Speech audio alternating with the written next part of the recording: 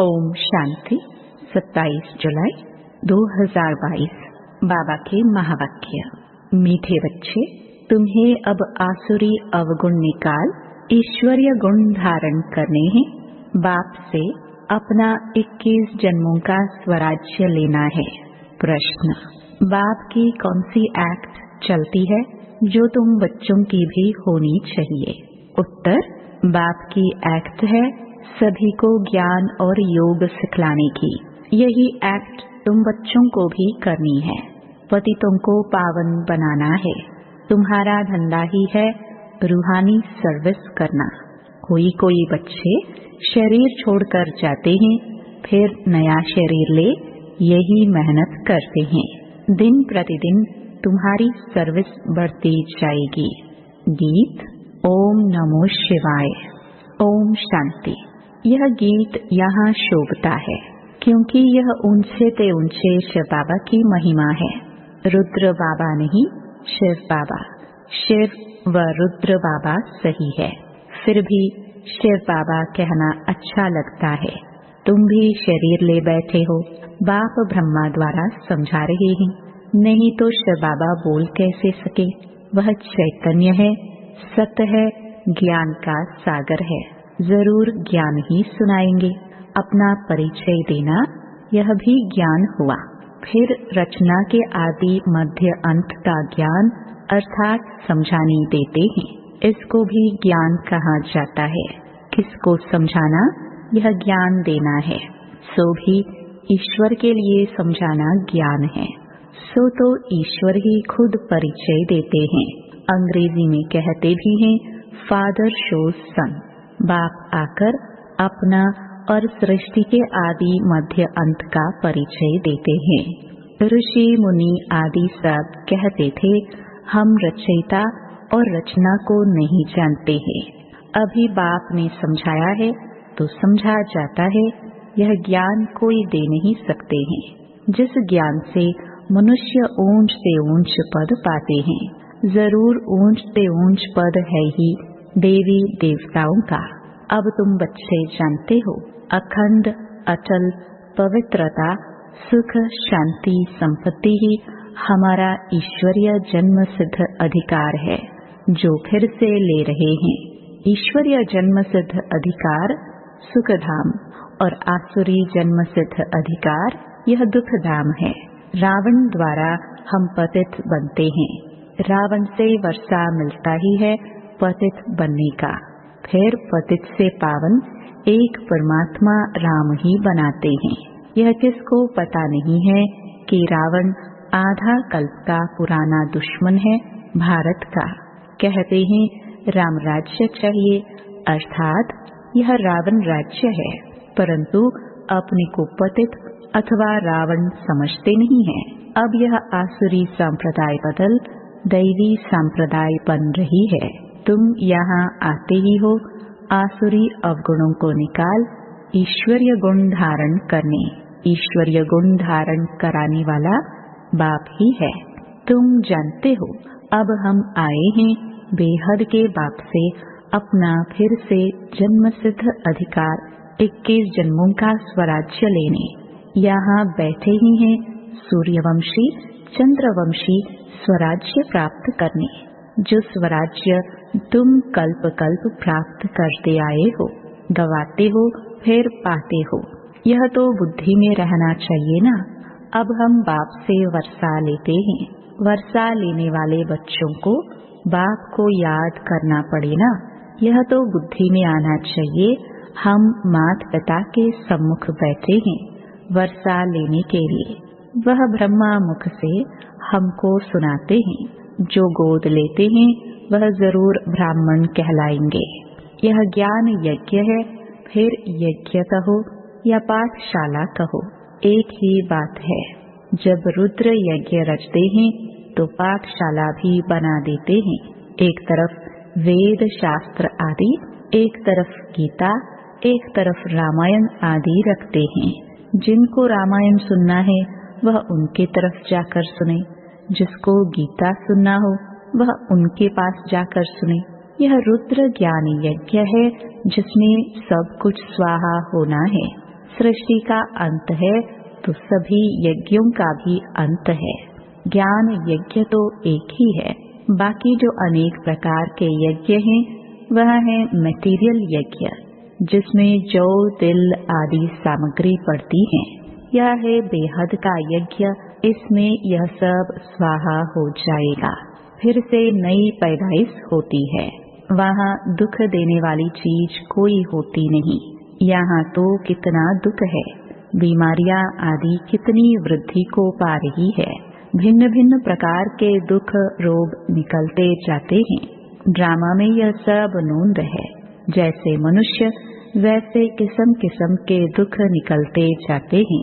इसको कहाँ ही जाता है दुखधाम, शोक वाटिका। मनुष्य दुखी है क्योंकि रावण राज्य है। राम राज्य में रावण होता ही नहीं।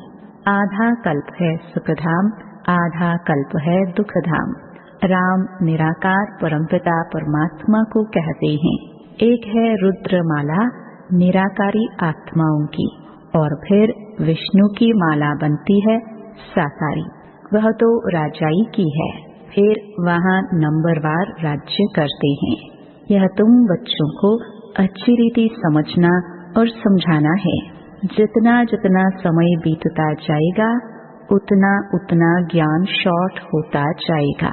इतना शॉर्ट में समझाने के लिए बाबा युक्तियाँ रच रहे हैं।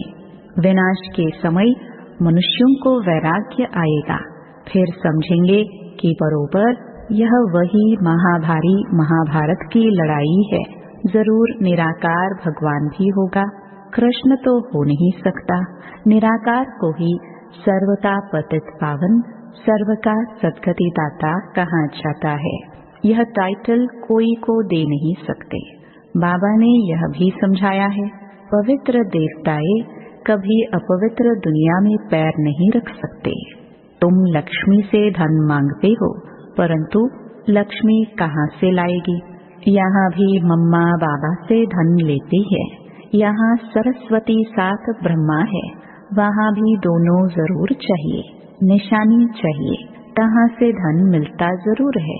इसलिए महालक्ष्मी की पूजा होती है। उनको 4 भुजाएं देते हैं, टांगे तो इतनी देते नहीं। रावण को 10 मुख देते हैं, टांगे तो नहीं देते हैं।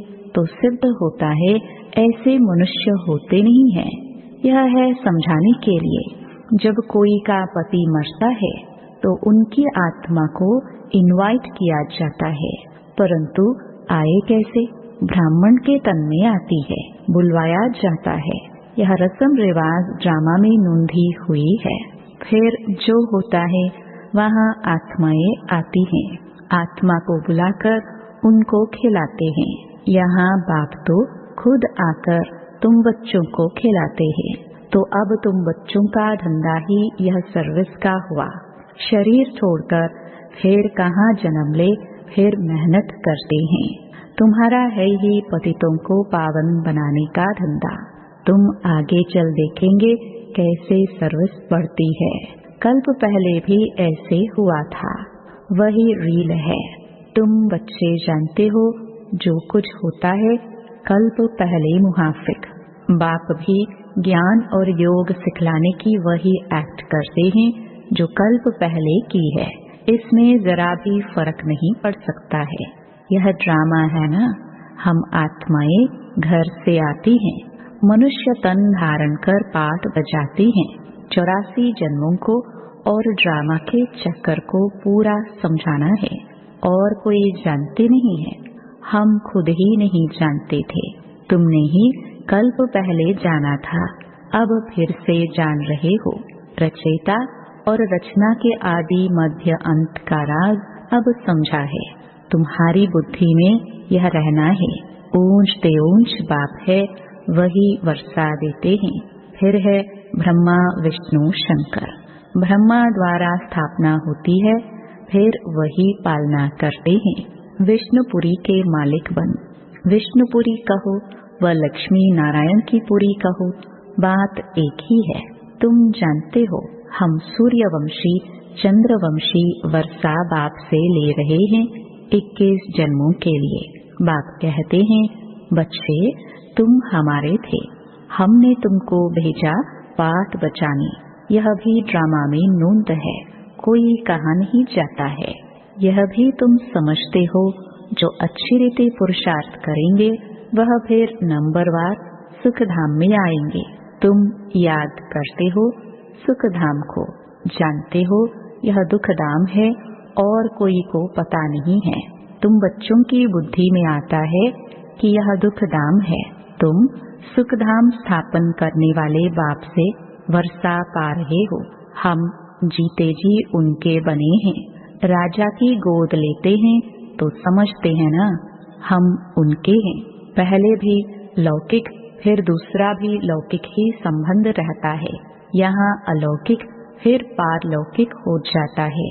तुम जानते हो अभी हम राम के बने हैं, बाकी तो सब रावण कुल के हैं। एक तरफ वह, दूसरे तरफ हम हैं। आत्मा समझती है बरोबर मैंने 84 जन्म पूरे किए हैं। मैं आत्मा एक पुराना शरीर छोड़ दूसरा नया लेती हूँ। पुरुषार्थ कर रहे हैं। ज्ञान सागर पतित पावन सदगति दाता बाप द्वारा, वह इस ब्रह्मा द्वारा पढ़ाते हैं। पढ़ती आत्मा है। आत्मा में ही बैरिस्टरी आदि के संस्कार रहते हैं ना। आत्मा बोलती है ऑर्गन्स द्वारा। तुमको आत्म अभिमानी बनने में बड़ी मेहनत लगती है। बाप राय देते हैं, अमृत वेले का समय मशहूर है। उसी समय अपने को आत्मा समझ बाप को याद करते रहो तो तुम्हारी आत्मा पर जो कट लगी हुई है वह साफ हो जाएगी। यहाँ तुम बाप की याद में बैठते हो और कोई तकलीफ की बात नहीं है। जैसे बच्चा बाप को याद करता है, यह है बेहद का बाप। वह आत्मा शरीर को याद करती है। अब तुम आत्मा अपने बाप को याद करती हो। बाप कहते हैं मैं बेहद का बाप हूँ तो जरूर बेहद का सुख दूंगा। कल्प पहले दिया था, बरोबर भारत विश्व का मालिक था, दुश्मन आदि कोई नहीं था। अभी तुम सुखधाम के मालिक बन रहे हो। जो तुम स्वर्ग के लायक थे अब नरक के लायक बन पड़े हो। फिर स्वर्ग के लायक बनाने बाप आए हैं। पहले निराकार शिव की जयंती होती, फिर गीता जयंती होती है। शिव बाबा जब आते हैं तब भगवानुवाच होता है तो गीता की भी जयंती हो जाती है। बाप ने आकर जो सुनाया उसकी फिर गीता बनी। यह भी तुम बच्चे जानते हो कि रावण किसको कहा जाता है। अब इस रावण राज्य का विनाश होना है। मौत सामने खड़ा है। कल्प पहले भी यह दुनिया बदली थी। कितनी अच्छी रीति समझाया जाता है। मेहनत है, घर गृहस्थ में रहते कमल फूल समान पवित्र रह। फिर साथ में यह कोर्स उठाओ। टीचर से पूछो, कोर्स तो बड़ा सहज है। घर में रहते मुझे याद कर रचना के आदि मध्य अंत को जानो। 7 रोज समझने वाले भी कोई निकलते हैं। हर एक मनुष्य की रग देखी जाती है। देखा जाता है इनकी लगन बहुत अच्छी है, तड़पते हैं। हम बाबा का ज्ञान तो सम्मुख सुने, उनकी शक्ल वातावरण से समझ सकते हो। रग को पूरा न समझने के कारण अच्छे अच्छे भी चले जाते हैं। कहते हैं 7 रोज टाइम नहीं है, क्या करे। कोई कहते हैं दर्शन कराओ। बोलो पहले आकर समझो, किसके पास आए हो। परमपिता परमात्मा से तुम्हारा क्या संबंध है। ब्रह्मा कुमार कुमारी तो तुम भी ठहरे ना। शिव बाबा के पोत्रे सो ब्रह्मा के बच्चे हो गए। बाप स्वर्ग का रचयिता है तो जरूर वर्षा देता होगा, राजयोग सिखलाता होगा। समझाकर फिर लिखा लेना चाहिए। एक दिन में भी कोई अच्छा समझ सकता है। ऐसे तीखे निकलेंगे जो बहुत गैलप करेंगे। अच्छा मीठे मीठे सिखिलदे बच्चों प्रति माता पिता बाप दादा का याद प्यार और गुड मॉर्निंग। रूहानी बाप की रूहानी बच्चों को नमस्ते। धारणा के लिए मुख्य सार। पहला, अमृत वेले उठ बाप को प्यार से याद कर आत्म अभिमानी बनने की मेहनत करनी है। याद के बल से विकारों की कट उतारनी है। दूसरा, घर गृहस्थ में रहते कमल फूल समान बनने का कोर्स उठाना है। हरे की रग अथवा लगन देखकर ज्ञान देना है।